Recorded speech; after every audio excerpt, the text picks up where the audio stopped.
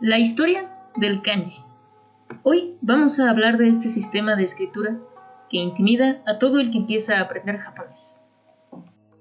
¿Nani? Primero que nada, ¿qué diablos es un kanji? Un kanji es un carácter escrito que representa un concepto. A diferencia de hiragana y katakana, cada símbolo representa un objeto o una idea abstracta, no un sonido. Hay un kanji para árbol, cielo, pasto, pero también kanji para cosas abstractas como idioma, sentimiento, bueno, malo, etc. Pero, ¿cómo fue que sucedió esto? Japón tiene 3 sistemas escritos. Los primeros 2 son los básicos que se enseñan al inicio de cualquier curso de japonés, que son el hiragana y el katakana. Lo que tienen en común estos dos es que hiragana y katakana son símbolos silábicos. Eso quiere decir que cada símbolo representa un sonido, una sílaba. Sin embargo, el kanji es una historia diferente. Esta historia es también la historia de 2 culturas. China, o como se le dice en japonés, Chugoku, y Japón, o como se le dice, Nihon. Geográficamente, China y Japón son prácticamente vecinos, separados por el mar de Japón. Al ser vecinos, el choque cultural fue inevitable. Es importante entender la relación que tienen estos 2 países para entender sobre su cultura e idiomas. Regresémonos a los tiempos ancestrales de Chugoku. Como ustedes saben, desde la antigüedad, Chugoku ha sido una civilización con grandes avances tecnológicos. Una tierra que tampoco se queda atrás en riqueza cultural, religiosa y filosófica. La historia del kanji comienza aquí. Igual que en muchas civilizaciones antiguas, en Chugoku la clase dominante iba de la mano con la clase religiosa.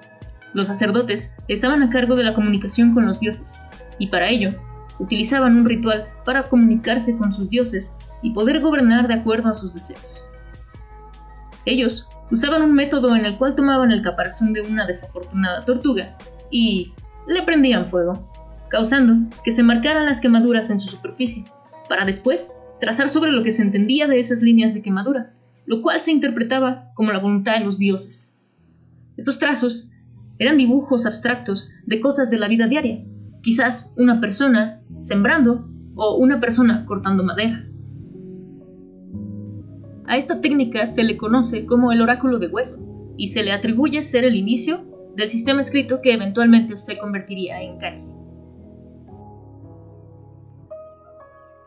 Varios años y muchas desafortunadas tortugas después, la escritura se volvió un aspecto obligatorio de la clase alta. Se tallaban caracteres basados en los oráculos de hueso para hacer vasijas sagradas y tabletas de metal con inscripciones religiosas. Las nuevas técnicas de tallado hicieron que los caracteres se modificaran poco a poco.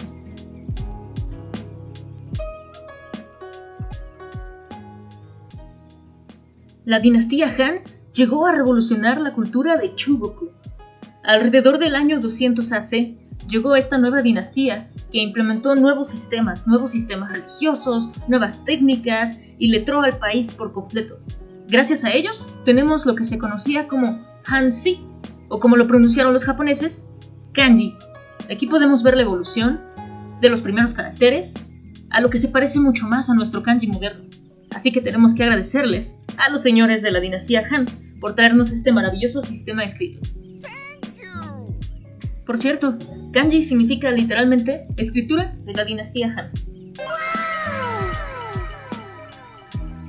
Así que a Chugoku le estaba yendo muy bien en todos los aspectos, no solamente culturales, sino también económicos. Justo en estos momentos es en los que llega el protagonista de nuestra historia, Nihon, o en ese entonces conocido como Yamato. ¿Qué sucedía en Nihon mientras Chugoku estaba floreciendo? Japón era un país que no tenía ni pies ni cabeza en cuestión de su idioma, ya que era una tierra no unificada. En diferentes regiones tenían diferentes dialectos y varias formas de llamarle a una misma cosa, ni un sistema de escritura o escuelas a la vista. Al ser una isla sin contacto con otras naciones, Japón desarrolló una cultura muy suya, una identidad muy distinta al resto de los imperios asiáticos, con su propio sistema de gobierno y una religión originada en sus tierras. Sin embargo, se encontraba muy detrás en su lenguaje, ya que la mayoría de sus habitantes eran campesinos o guerreros. No había escuelas de ningún tipo ni sistemas de educación que rigieran el país.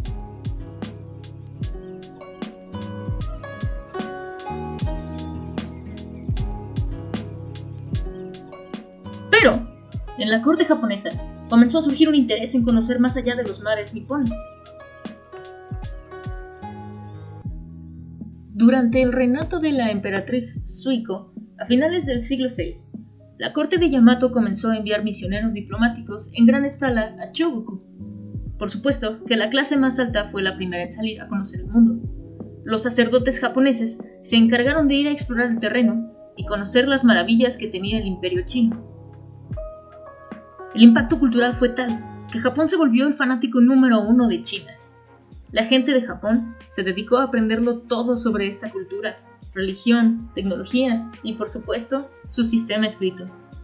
Cuando los viajeros volvieron a Japón, se llevaron consigo todos estos aprendizajes para mostrárselos a la corte imperial y quedaron fascinados. Uno de los más grandes aportes de Chugoku a la cultura nipona fue, por supuesto, el kanji. La corte nipona tomó el kanji para adoptarlo en su idioma hablado. Rápidamente, el aprendizaje del kanji se esparció por las regiones cercanas a la capital. Eventualmente, se desarrolló el sistema escrito de hiragana y también el katakana, con caracteres simplificados a partir del kanji que ayudaron a complementar este nuevo sistema. Todo parecía genial.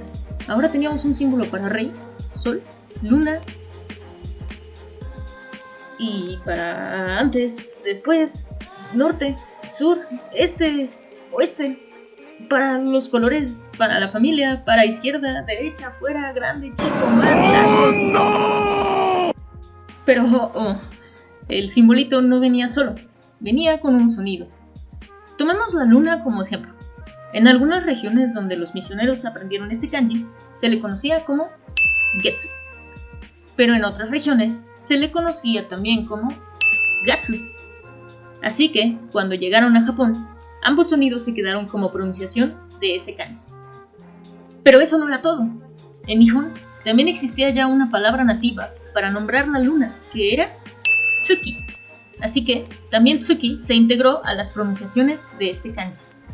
Fue así como luna se quedó con Getsu, Gatsu y Tsuki. Los kanji tienen dos formas de leerse. La onyomi, que significa lectura de sonido, es la que venía de Chugoku, y la kunyomi, la forma nativa de una palabra japonesa. Cada forma de leerse puede tener una o más pronunciaciones, y es así como muchos kanji resultan con no una, dos, ni tres, sino hasta 15 o 20 formas de pronunciarse.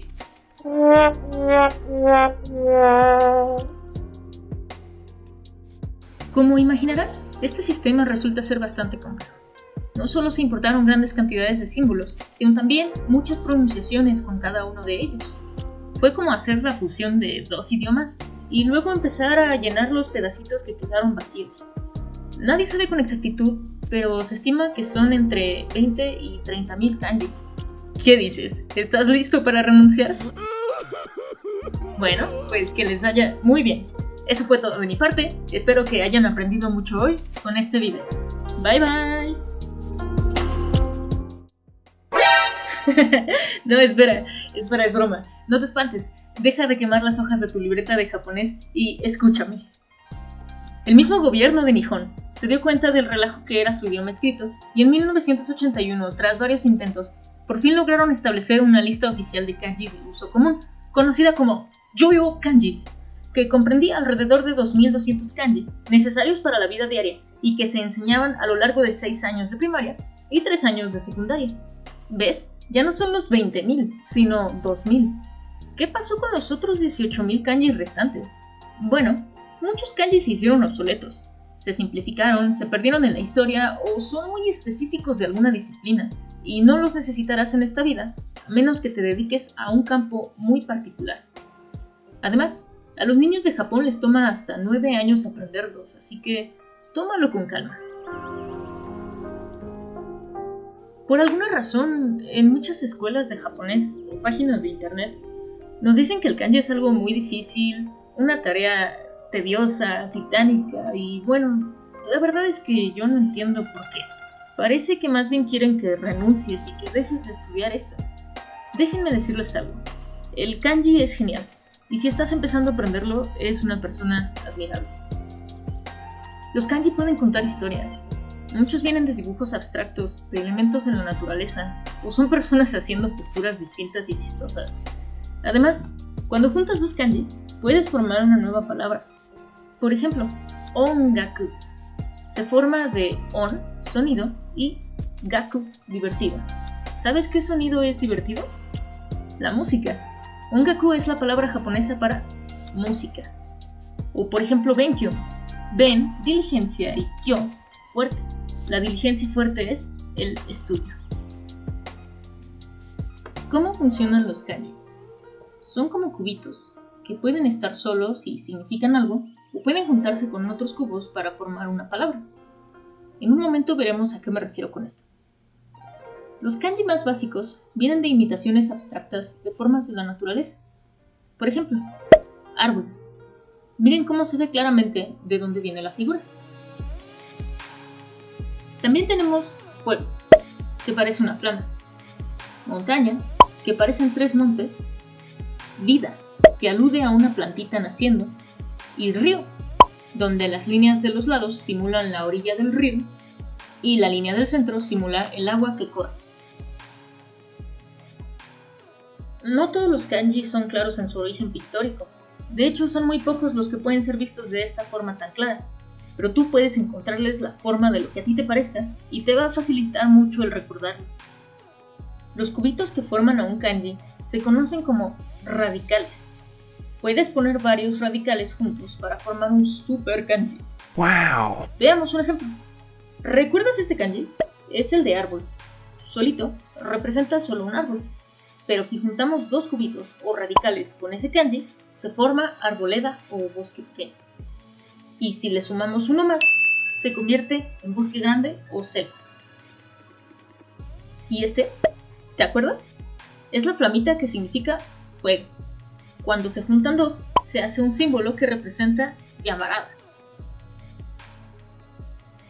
También se pueden hacer combinaciones de diferentes cubos o radicales.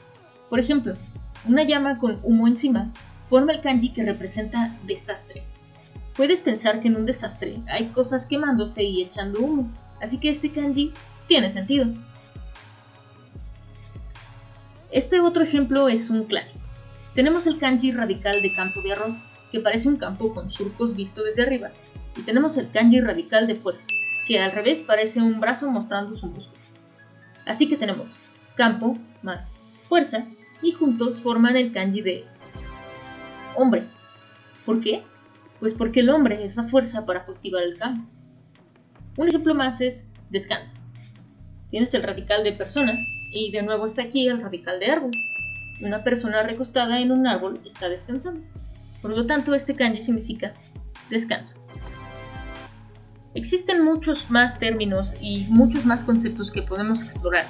Por ejemplo, los yukugo, que son la combinación de varios kanji para formar una palabra, el ateji, el concepto de okurigana, la clasificación de los kanji en diferentes grupos. Obviamente el kanji es un campo gigantesco que se tiene que estudiar por muchos años. Pero a lo que voy no es que te espantes. Lo que quiero decirte es que es un largo camino. Y yo quiero que este camino lo hagas con mucho gusto.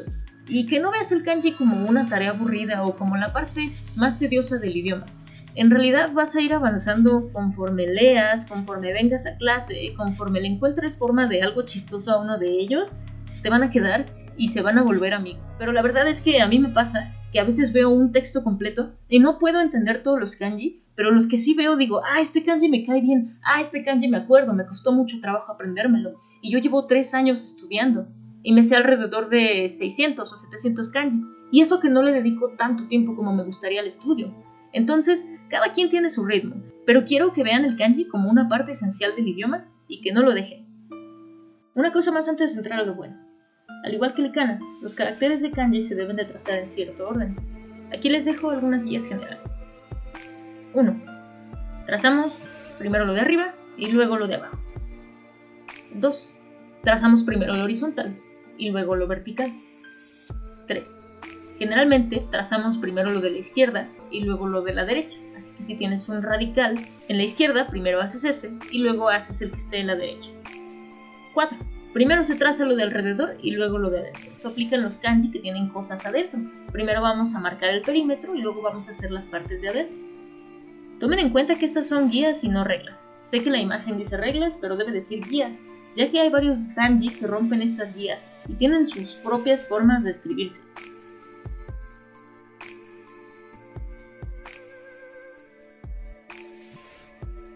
¿Qué dicen? ¿Están listos? Entonces vamos a aprender nuestros primeros kanji. Nuestro primer kanji que vamos a aprender es el 1. ¿Se acuerdan que tienen dos formas de leerse? Una china que es ichi y una japonesa que es hito. La onyomi ya la conocen, ya sabíamos decir 1 en japonés. La kunyomi es nueva. Más adelante veremos para qué se utiliza la lectura kunyomi. Fíjense cómo aquí en gris les puse número y el orden de trazo. Obviamente el kanji de 1 pues es una simple línea. Es muy fácil, no hay pretexto para que no se lo aprendan. Mi siguiente kanji es el kanji de 2, que son 2 líneas. ¡Qué fácil! Su lectura onyomi es ni. Esto ya lo sabían porque ya sabíamos decir 2 en japonés. Pero su lectura kunyomi es puta. El siguiente kanji es el de 3. ¿Cómo creen que se escriba?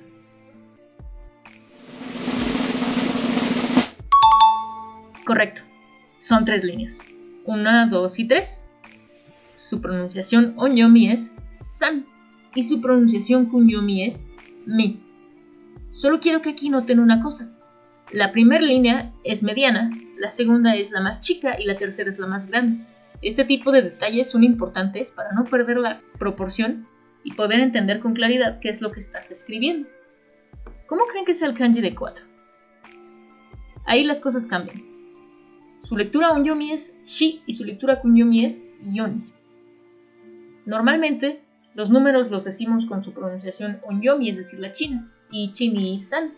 Pero cuando llegamos al 4, habíamos dicho que shi significa muerte. Por lo tanto, por superstición, se utiliza más la yon, pero también shi se usa en algunos casos. Una cosa que habrán notado en mis tablitas de onyomi y kunyomi, la onyomi está escrita en katakana. Esto es para diferenciarla de la kunyomi, porque esta es la que vino de fuera. Y como recordarán, el katakana se utiliza para cosas externas a Japón. Esto solamente es una referencia cuando estamos estudiando kanji. No quiere decir que tengas que escribirlo en katakana.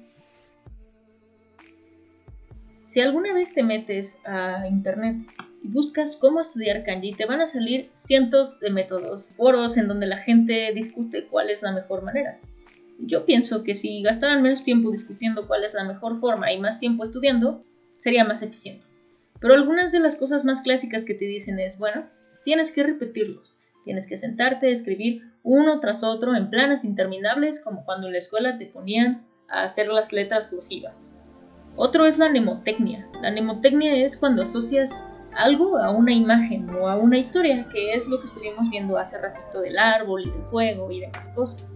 Este es uno bastante útil, pero tienes que pensar en una historia para cada kanji, lo cual en algún punto puede ser un poco tedioso.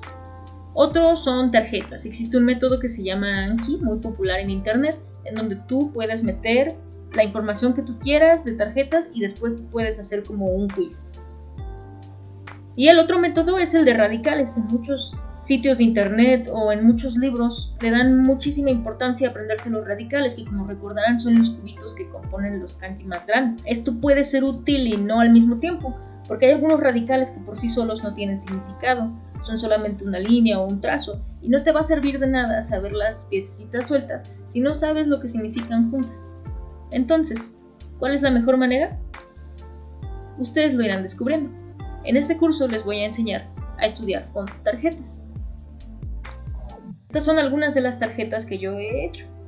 En estas tarjetas pongo el kanji, sus lecturas, su significado y un montón de palabras que me ayudan a recordar tanto las lecturas como el significado. ¿Para qué estudiar el kanji? Es parte esencial del idioma.